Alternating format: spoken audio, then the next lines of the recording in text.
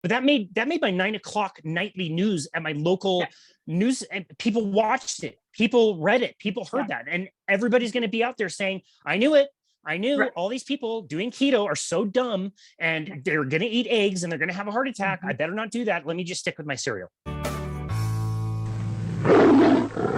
Welcome to the Carnivore Revolution. Thank you so much for joining us. Today, I have a friend that this interview is a long time coming because we've been talking about it for a long time. I have Casey Ruff with me. I want to talk about Casey's story and the amazing things that Casey is doing in the carnivore space and helping people in his occupation. And I just think that it's so wonderful. It's like you've dedicated your life to helping other people, and it is so inspirational. Serena, thank you so much for the kind words. It's such an honor to join you here today. And I do feel like we have such a nice friendship, and we have a lot in common as our stories go. And it really is just such an honor to be here with you. So wonderful. So and thank you so much for the compliments. So let's start out with like your story. Like, what were you like as a kid? When did you make, some kind of a transformation? When did you start making changes in your own life? Yeah, I remember being interested in fitness when I was about 13 years old. I didn't know what husky meant. I just knew that my mom had to buy me husky clothes, and that kind of like wasn't a good thing. I remember like she taught me like about vegetables, and like if you take a plate of carrots and you drown it in like ranch dressing, it's such an awesome way to get some vegetables in your diet. And so I remember doing that after school. But eventually I realized what husky was when I was a little chubby, and so I got into lifting weights. I eventually got into cycling. I did that competitively for a while. And as I was studying architecture in college, I joined a gym in 2007 or 2006, late 2006, and started watching the personal trainers and what they were doing. And they were using heart rate monitors, and the way they were engaging with their clients looked really fun. And they were doing lots of exercise and really helping people. And I thought it looked really fun. So I decided to get a certification. Took me several months to kind of study for and pass the test. And I got hired at this gym in March of 2007. And since that time, I had run a metabolic testing program where I was actually hooking people up to a machine that would measure their breathing, which would basically tell them how many calories they would be burning, what their VO2 max was if they were like a competitive athlete and they were interested in that, where their heart rate zones were. And also our machine would be able to measure the difference between the oxygen and carbon dioxide that somebody was breathing in and out. And that would tell you how much fat versus how much carbohydrate you were burning at many different like intensity levels. And so it took way longer than it should have, but eventually that led me to discover the magic of low carbohydrate diets and ketogenic diets, and eventually the carnivore diet. I think I heard about it the way that you did through Sean Baker, his appearance on the Joe Rogan podcast. And I listened to it, got about halfway through before I said, this is the most ridiculous thing I've ever heard. I turned it off. And it wasn't until last November that I went back and I'm like, you know what? I remember turning that off. I've hosted him on my show. I've consumed a ton of his content. I'm a coach for his company. I should probably go back and listen to the whole thing again. So I eventually went back and listened to it all. That's awesome. Yes. So many people, when you hear people's stories, so many people's stories start out with that podcast. Totally. And then for me, the next was Kelly Hogan and Laura Spath. Who was next for you? Oh, who was next for me? I probably eventually found Paul Saladino. Maybe it was his appearance on like Peak Human, or maybe it was some of the other guests on Peak Human that I was listening to quite a bit at the time. He was probably next. I'm not, he's not somebody I followed today. I think his kind of deviation was a little much for me. I respect him and respect his work, but he's not somebody I follow now. But I really enjoyed reading his book, which I still own. And I appreciated his content at the time. He was one of the forerunners that I ran into. I was not aware of Kelly Hogan and all the OGs that were out there doing this far longer. Like today I get to talk to Dr. Lisa Wiedemann. She's been doing this for over a decade. I didn't know anything about her. Right. Yeah, it's pretty cool as we get to meet other people and get to meet other personalities and find out other people's stories. It's just really neat. The community is one of the big things for me that makes this so sustainable and so much fun, and makes it like worth living like this, Yeah, it's such a wonderful community. I can't speak for any other like nutrition communities out there. What I observe is that especially plant-based people or vegans attack carnivores all the time, taking time out of their day to just drop hate on my Twitter or my YouTube videos, when all the carnivores are just sitting around like, we're having a great time and this is really fun, and people are open and honest and so willing to help other people. And it's a wonderful community. I appreciate that part of it a lot as well. Yeah, it is. And we don't like lash out at vegans like, oh, you shouldn't be eating like that. Oh, you kill 5,000 animals every time you eat a salad, or, like, we're not like, and that's not it. I just made that number up. Don't come back at me like, hey, people don't come back at me like, hey, that's a ridiculous number. I'm just made it up. I'm talking about like when the plow goes through and the animals that can't get out of the way. And, we don't like lash out to the vegans for that, but they are always lashing out at us. I had somebody yesterday went back and forth for hours. And then I was like, the whole time I just kept saying, we are not going to make each other see the opposite way here. You feel how you feel, I feel how I feel, and I'm okay with that. Just stop telling me what to do. I'm not telling you what to do. I feel great, and you say you feel like great. I don't think we need to like make each other do something else. So no. And if you're in this world, I think you're trying to build bridges to other people. And so every time I engage, which is, I should stop engaging, but every time I try to engage, I always say, great. Like, you're right. I am a stupid idiot. Like, tell me why, like, show your work. Tell me what you think. Yeah. Like, you're not wrong, but what do you have? And it's never anything of substance. Right. It's always just a personal attack. It's just so bizarre.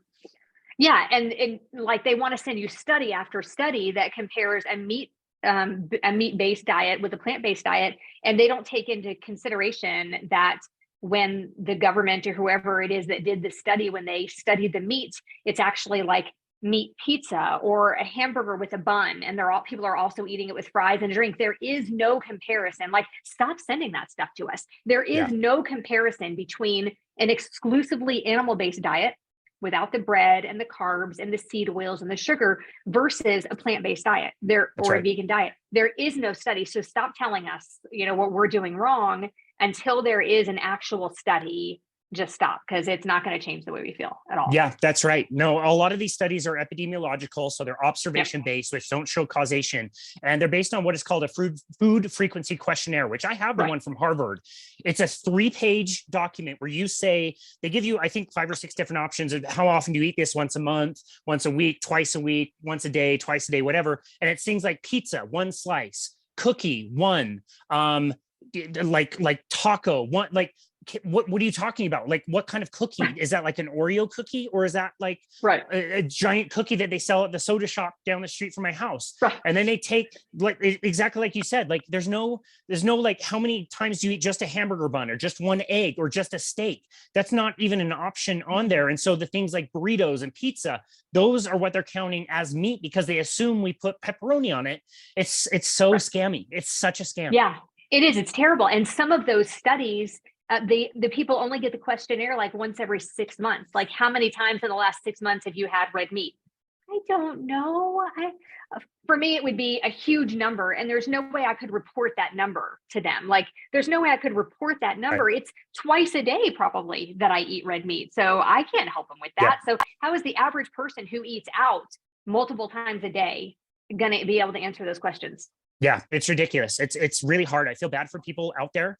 The latest headline that grabbed a lot of attention was like this keto diet is shown to have greater instances of heart attack or whatever. And it wasn't even peer reviewed. They did that food frequency questionnaire one time 13 years ago, waited 13 years, reanalyzed the data. The difference between 2 groups was minuscule. What they called a keto-like diet was nothing like keto. I looked it up and it matched up exactly with a Whopper with a bun that you could get at Burger King.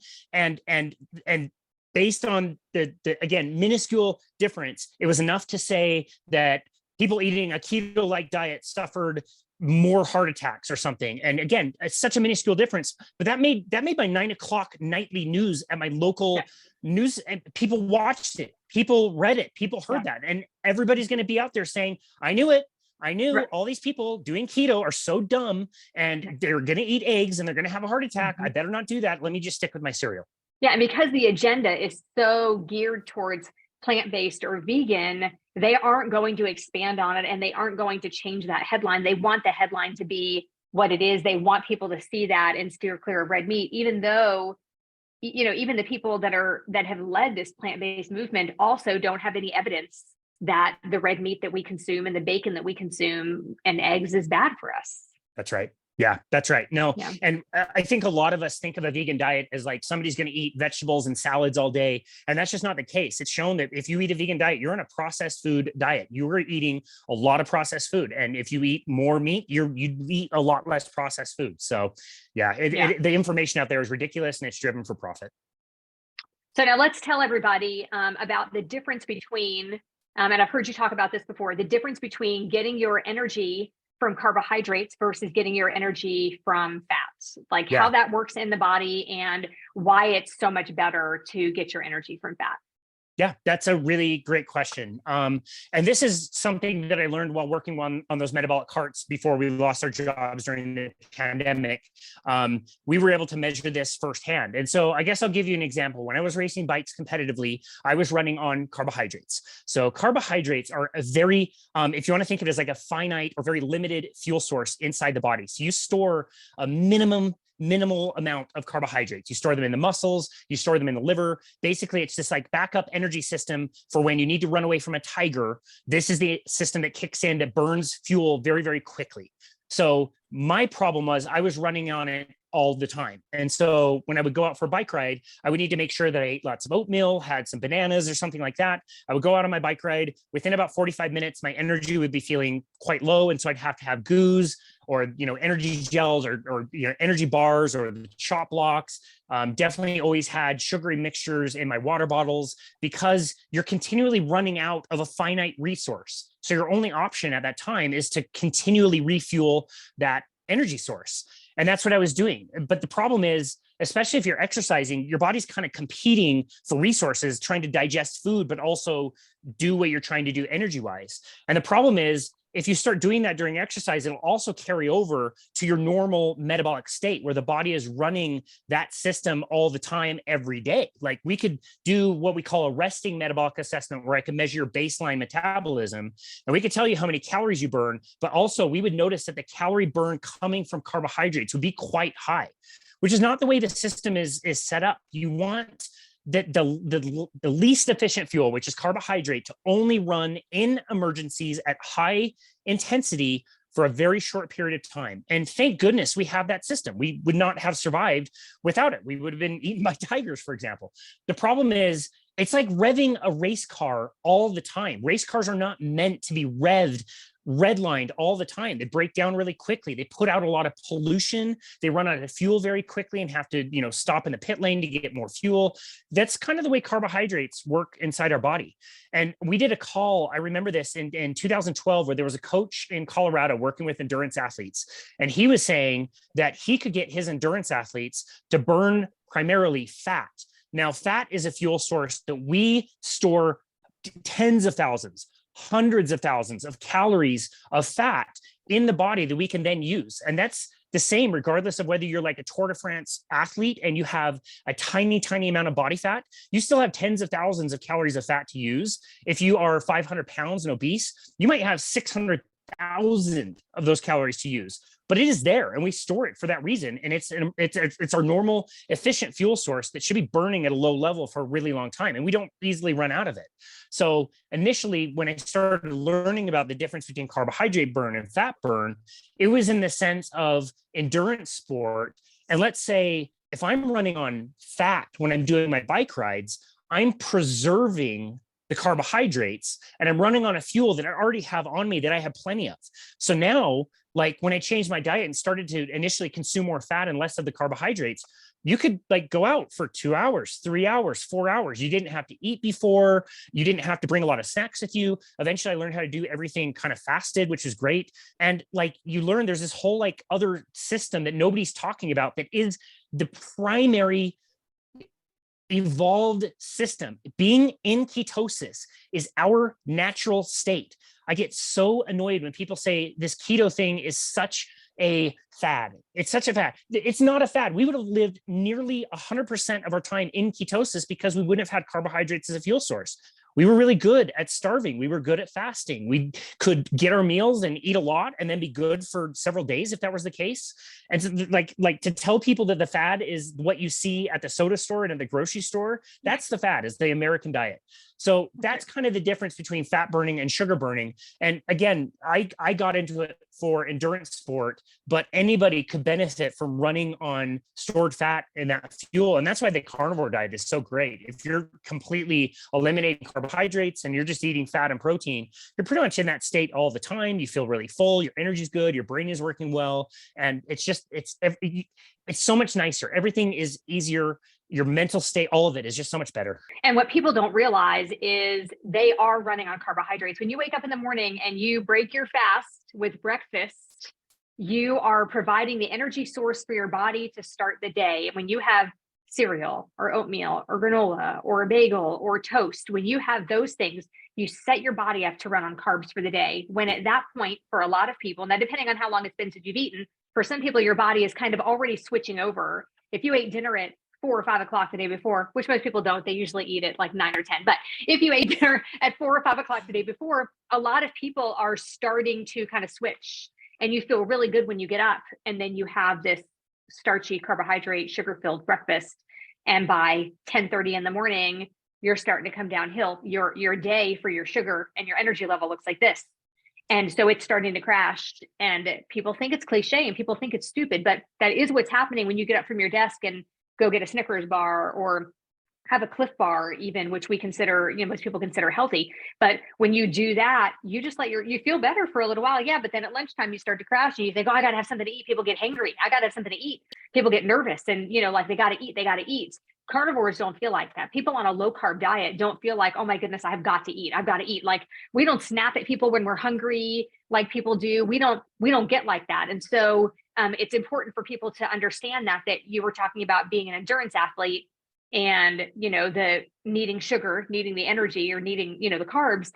But your average person is getting that multiple times a day and not exercising.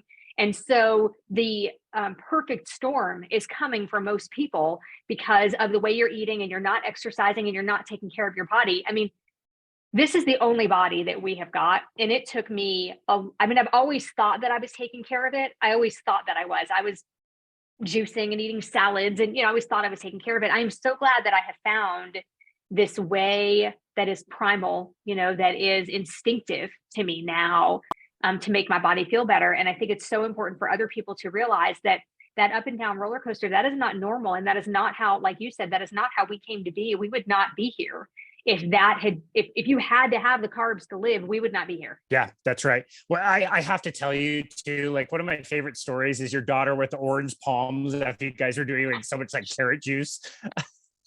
I love it. Yes. It's so good. I have talked about that before. My daughter, who's 16 now, I was so into juicing when she was like 1.5. I guess she was 1. I wasn't pregnant yet with our 4th child. And we would go places and I'm serious. She had this orange glow. She had these orange here, and her palms and the bottom of her feet just had like this orange tint to them because we drank so much carrot juice. I was trying so hard. I was making homemade whole wheat bread every day. And we were eating like 2 loaves a day with homemade whole wheat pizza for dinner with organic sauce and organic cheese. I was trying so hard. And then my kid turned orange. But just in general, we were living on carbohydrates. And almost everybody feels better when you're living on protein and fat. It's just a fact. Yep. It totally is. Yeah. It's like Willy Wonka, like the kid turning violet turning violet and blowing up Willy Wonka. Violet, you're turning funny. Violet. Yeah, exactly. Exactly. No, you're right. Like what most people are trying to do, what they're told, what the messaging is, puts them on a very high carbohydrate diet. They're trying to avoid fat because they think it's going to give them heart disease. And now they're on that roller coaster that you're talking about. And these hormones are really powerful. We've evolved with these hormones for millions of years. And when you get hungry and hangry because you're having a blood sugar crash, I don't care how much willpower you have. It's not about willpower. You will succumb to those hormones. Those hormones are going to make you starvingly hungry until you grab that Snicker bar, like you mentioned. It goes the other way too. Like when my wife and I we went on it was Mother's Day weekend. We went to a Brazilian steakhouse that we love. They know us by a first name basis. It's really amazing. And they had extra things that day because it was Mother's Day weekend. They had ribeye. We stayed there for maybe an hour and we were eating. And I got to the point of fullness that I literally had a piece of the most delicious ribeye I've ever had in my life in my mouth. I could not get myself to even chew it. I had to spit it out. And I was like, I know I'm going to kick myself tomorrow. When I think about this moment, I'm going to want that piece of ribeye. But it's true. Like our fullness hormones on carnivore make you stop eating. That's how strong they are. And so I wish people would stop fighting against this physiology and just accept the fact that this is who we are. This is what we evolved to. We evolved making extreme sacrifices and we went the way of eating animal products. That's just how it works. That's how our bodies are. We need to prepare things outside of the body, like Dr. Bill Schindler always talks about. That's part of what we adapted to. And, we can't thrive on eating a plants only diet. It just doesn't work. We have to recognize that whether you like it or not, ethically or emotionally, or whatever approach you take, like you really need to recognize that we run on animal products, and that's our ideal state. Yeah. So now I've also heard you talk about the difference between eating fat for somebody who's in ketosis versus somebody who eats fat who's not in ketosis, and like how that works in the body. Great question. So to me, I really like the research of Bart Kay when he talks about this and the Randall cycle. And the thing that you can't do is you can't combine fats and carbohydrates. And the way that he says it really easily is like, it's like too many people trying to fit through a revolving door. Just everybody's not going to fit. If you're getting the carbohydrate signal that says, it's time to store, we're taking in excessive amounts of carbohydrates, you have a very limited amount of storage, like we talked about. So the liver has to work really hard to convert it into fat and store it in fat cells, which we have plenty of. If you're doing that and you're taking in high calories in the form of fat, you're in this like storage mode with lots of calories and storing everything. And that's a problem. Like you can choose to do low fat if you like. You can eat a high carbohydrate, low fat diet, and maybe that will work for, it might work for like weight control, but you will be malnourished. Like it's just going to be a matter of time before you're not going to have essential nutrients like that, but it will work in the short term. Or you can choose a low carbohydrate, high fat diet.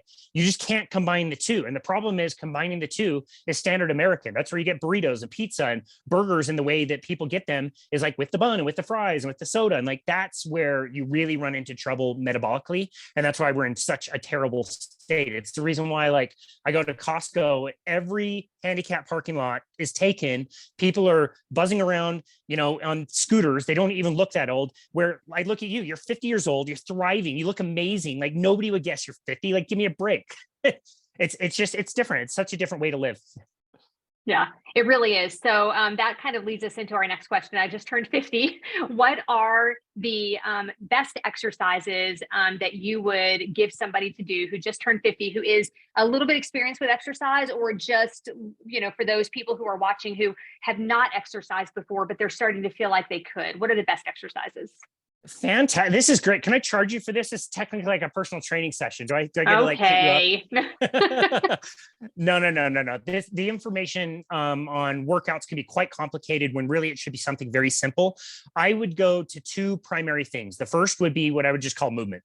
What do you like, that you enjoy, that you feel like if you put it on like a scale of 1 to 10 for difficulty, if 1 was watching Netflix and 10 was running away from a tiger, the hardest you could work, I would want most people to be moving at a level that was about a 5 on that scale or less. So I love it when I hear that people are walking or doing easy bike rides, or they're going paddleboarding, or they do whatever thing they enjoy that's a light movement. I really don't see much of like a U-shaped curve where that becomes detrimental. It almost seems like really linear. Like, I think more steps work better than less steps, as long as your body's accustomed to it. Obviously, start where you are and build up slowly. But I think any form of movement that is enjoyable is fantastic. If it's outside in the sunshine, you and I feel the same way about that. Being outside and in the sun is amazing, even better. But any kind of movement that you can do is great. And then the second thing that I say is really beneficial is any kind of safe resistance training, where you are doing something, whatever it is, against resistance, to the point that you're sending a signal to your body that your current level of strength is not adequate, and your body needs to adjust and become stronger and more resilient and build up not only the muscle mass, but also the bones and the ligaments and tendons and all the things that support that growth. Your body has evolved in a world where calories are not like on every street corner the way that they are today. It would have been a lot of work to go find our food. We'd have had to hunt. Obviously, the best nutritional return for our hunting would have been animal products versus collecting plants. But like we evolved in a world where that was kind of scarce, or there would be winter times, or, you wouldn't just have a smorgasbord of food all the time. And because of that, your body tends to want to be very efficient. It wants to not burn very many calories. It wants to keep your metabolism kind of lowish. So it's not just wasting energy. And what we actually have today is this overabundance of calories. And we've got a lot of people that actually don't want to be efficient with their calories. They would want to be inefficient with their calories, which in the beginning seems counterintuitive, but being inefficient means your body is burning lots of calories. You have a good metabolic rate. Your body feels warm. You've got good energy, good metabolic energy, good brain energy. And so if you're doing resistance training in a way that's really safe, and you are sending that signal that your current level of strength is not adequate, your body doesn't really like it, but it will do it. It will go through the process of building up all those things we talked about, the muscle, the connective tissue, the bones, and you will become stronger. And I think that's the best thing that we can possibly do, is be really strong to help us be resilient, especially as we age. As the years go by, we all know that, most people have problems with their bones, they have problems with their stability, they take the fall, and that's kind of like game over for them. And if we can be strong and resilient to that by doing strength training, I think that's the best thing that we can do. Awesome. And so for those people who don't know, you live in South Jordan, Utah, which is one of my absolute favorite places. If I could pick one place to live, it would be like that area of Utah. Yeah, it is my absolute favorite place. We actually lived there for about 7 months in our fifth wheel back in 2010. Yeah, 2009 into 2010. We spent the winter there in a campground right off the interstate. And we absolutely loved it. In the summertime, we went hiking every day. We bought a book called 60 Hikes Within 60 Miles of Salt Lake City. And we went hiking every day. That was like our job. I would get up and run, and then I would come back and I would pack sandwiches and stuff for us and the kids, and we would go hiking. So we had 2 little ones in backpacks. They were like 1 and 3 at the time. And then our other 2 were like 7 and 9. And that was what we did. That was our goal every day, was just to hike somewhere beautiful. You live in one of the most beautiful places in America. So what is your favorite outdoor activity to do where you live? Oh, that's amazing. I just have to say, like, if you're watching this, if you're listening to this, Serena has no idea what she's talking about. It's terrible here. Denver is amazing, though. You should go check out Denver. It's awesome. Lots of hikes there too. Like, nothing to see here. That's really cool. That's amazing. I actually built my house where I still live in 2009. So it would have been around that same time. Yeah. And I've been here ever since. And it is beautiful. Like, to enjoy a sunrise every single morning up over the Wasatch Mountains is just, something special. Favorite outdoor activity. Mountains. I love the Wasatch Mountains. They're gorgeous. I know. So I know. They're gorgeous. Yeah, exactly. Something between moving outside.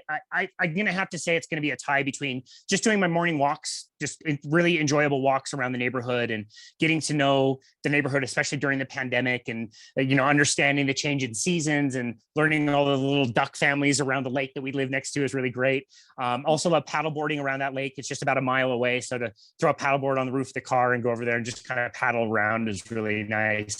I still love cycling. I love that I can do it in the fasted state now. I don't need all those carbohydrates that were really hurting my stomach at the time. And so between road biking and mountain biking, there's so much to do around here that keeps me interested that it would be hard to pick one of those. So I'm going to say it's a 3-way tie. Okay. And what is your favorite food? Like, what's the thing? I think I know, but like, what's the thing that's on repeat for you that if you could only eat it for the rest of your life, you'd be good, you think? Probably eggs. Yeah. You eat a lot of eggs. I ate a lot of eggs. Yeah, probably eggs. I don't ever tend to get sick of them. They're a great kind of breakfast meal for me. I'm normally eating my first meal around noon or 1. Yeah. I was OMAD for a really long time, more than 2 years. And I was really, when I started carnivore, I was pretty much only ribeye. Like, I was pretty strict on just the ribeye. And I think I burned out on it. And I think I did OMAD a little bit too much. I needed to add a second meal because I could feel like my metabolic rate was kind of on the decline. So my first meal generally in the day will be a few hard-boiled eggs. On the weekend, when I have a little bit more time, I will have scrambled eggs. With that for dinner, it's just the red meat. I don't get the same, kind of satisfaction out of chicken and pork. As much as I try different things, generally speaking, I know you're kind of the same way. Like, air fried wings are great, but if you do that like more than 2 days in a row, it makes it really tough. I just think, whether that's sirloin or ribeye, or even just simple burger patties to go along with, like, 6 or 8 eggs for dinner. I have not gotten sick of that in many, many years. So. Yeah. And for me, things like chicken wings and even pork, my glucose tends to go up and my ketones tend to come down. I don't have as much energy. I just don't feel as good. And that's one of the cool things about carnivore is you start to learn all of that stuff. It's true intuitive eating. And I really believe in that. We talk about intuitive eating as like, yeah, go out and intuitively eat whatever. Like, I know myself, I would intuitively eat an entire pie. Like, that's my intuitive eating. It's not good. And so that's what people think of when they hear intuitive eating. But I really believe if you're on carnivore, you can be very intuitive with what sounds good to you today. And I will tell people, like, even use visual cues or like your smell to say, what is it today? Like 2 days in a year, salmon might look amazing to me. And then the rest of the year, it looks disgusting. I don't know why. I can't really explain it, but chicken wings will sound amazing. And if I have it again for more than like 2 days, my energy feels really flat. So I believe you can really eat intuitively. And even to things like organ meats or some of the things that we debate about whether you need them or not, I don't think you need them, but I think there will be certain times when maybe it'll sound really good. Maybe it won't, but you can trust yourself as far as that goes. Yeah. And you mentioned pie. So it's worth mentioning the difference between an abstainer and a moderator, because I'm like you, I could eat an entire pie, an entire bag of chocolate drizzle popcorn from Sam's, like it's nothing, because I can't just have a little bit because I'm an abstainer and you're an abstainer too. Yes. Yeah. It was so unfair. I hate it. I wish it was different. I told people for so many years, like, you should be able to moderate things. It's not that big of a deal if you jump off your plan. It was the summer of 2001 here in the Salt Lake Valley. We celebrate what's called Pioneer Day, which is the first day that pioneers kind of came into the valley. And so I grew up, Mormon is my religion. I'm no longer Mormon anymore. And so if you don't practice Pioneer Day, we've dubbed it Pie and Beer Day. And so everybody who's not LDS and Mormon, they kind of revolt and do their own little thing. And like all the bars and restaurants have things associated with it. And, every year I would just kind of get a pie and I would buy a pie from the store. It was that day specifically, the 24th of July in 2001. I started eating a pie. I could not stop eating the pie. I literally ate the whole thing. And that night I spent spinning in anxiety nonstop. Business is going to fail. The house is going to burn down. My wife is going to leave me. The dogs are going to die. Like, all of these crazy thoughts. And it was about 36 hours of like really kind of suffering. I felt a little bit better after an exercise the next day. That was the last day I was willing to go through that. Like, it's not worth me dabbling in little things. Maybe a little bit is fine. And I don't tend to tell people that everybody has to be strict. And the problem isn't that like a little bit is fine or not fine. It's that a little bit for me, it, like you, leads to a lot of it. I can't have a mixed diet and have a piece of fruit and not be uber starving and then eat all kinds of stuff that I really don't want to be eating. It's not that I'm saying that the fruit is terribly bad for you. It's just the aftermath of what it causes for me is just not worth it. It is so much easier for me to just say, you know what, I'm 100%. I have to abstain. I can't have any. God bless you if you can. That's amazing. And I'm jealous. And I would really want that for myself, but it's just not true. It's not true for me at this point. Yeah. And it is what it is. And it's not like you're suffering, with eggs and steak. And I mean, come on, this is like the easiest diet ever. Yeah. You literally can choose from like 3 things, like not that many things. And they're all delicious and tasty. And like, I think back to all the recipes I used to make that had all these ingredients and seasonings. And like, I used to tell people like, I love cooking. You should love cooking too. I would stop at the store like 5 times a week to buy all these things and combine them. And they were beautiful. Like, no, I don't. I don't love cooking. I love to go on walks and be active and do fun things. I don't like to cook. Like, the amount of time I spend in the kitchen, the amount of money spent wasted at the end of the week when you throw a bunch of stuff away. It's like, no, burger patties, salt, delicious, eggs, butter, delicious. They taste so good. They're so satisfying. You never get sick of the same few things. It's amazing. Yeah, it really is amazing. I've never been happier, honestly, so much happier than when I was juice fasting. So if you had one piece of advice for somebody who's looking to feel better and get healthy, what would that be? Oh, you have such great questions. I would say focus on animal foods, whatever level you are. If you are vegan, somebody made a really good argument to me the other day. Like, if you're a vegan, eggs should be included on a vegan diet, because that was never going to be an animal. That is an unfertilized product that came from an animal, but it's just going to lay on the ground and waste. It's literally not going to be a life unless there's a rooster to like fertilize the eggs. You're not wasting anything. If a vegan just had eggs like once a week, they could probably do a vegan diet forever and like not suffer terribly. So whether you're on that end of the spectrum, or, you know, you got into the paleo space, or you got into the keto space, which is really amazing, will get you down the road. And most people say, like, when I went keto, started feeling better, I lost some weight, which is great. I still had these 10 like niggling things that I couldn't get rid of. You know, wherever you are on that spectrum, if nothing else, just start focusing more on eating animal proteins and animal fats. Those come together in nature. You never see fats and carbohydrates come together unless you're talking about breast milk. So focus on the fats and proteins, because regardless of wherever your carbohydrate level is, if you focus on that, you will achieve satiety. You will be very full. You can go a really, really long time without really thinking about food or snacking. And you really kind of eliminate that up and down nonsense roller coaster that you were talking about earlier, because you're so full. You're full with other things that don't have that same effect. It has a very flatline effect on your insulin and on your blood sugar. So you just kind of like feel really good. I encourage people all the time, like, think about the last time you had a really amazing omelet, or you had a steak and you ate it and you were stuffed. When was the last time you even thought about food? And people go like, oh yeah, that's kind of weird. I did notice that. It was like 8 hours later and I was like, it's dinner time. Should I eat dinner? I don't know. I'm not really that hungry. Like, if you can at least start getting that effect, I think that would be the best place to start. And eventually, I do think that most people at some point should try a carnivore diet for at least 30 days to really see how they feel, because it might seem like a sacrifice. It might seem like you're going to miss things really terribly, and you're going to miss your sacred cow foods and your ice cream and your desserts. But you may find after 2 weeks that like your anxiety went away, or you don't have depression anymore, or your joints feel better, or any number of amazing things. And it might over time become something like for you and I, where it's just not that big of a sacrifice to eat steak and eggs for dinner every night. Like, I can live with that. I don't want to live with anxiety. It's that simple to me, regardless of any of the other stuff. Like, I want people to push in that direction. If somebody were just to get started, regardless wherever they were, I would just say, start focusing on at least the animal fats and the animal proteins, and see what happens. Yeah, last night we were at a volleyball meeting real quick, and we were before the season starts, and we were just everybody was sitting down, and one of the moms was talking about her son and her husband are on a long motorcycle trip together, and she was like, I mean, they were talking about how great the food was. They had steak and eggs for breakfast. I mean, who gets to have that? And I was walking by, I was like, oh, I do. And I kept walking. I was like, I do every day.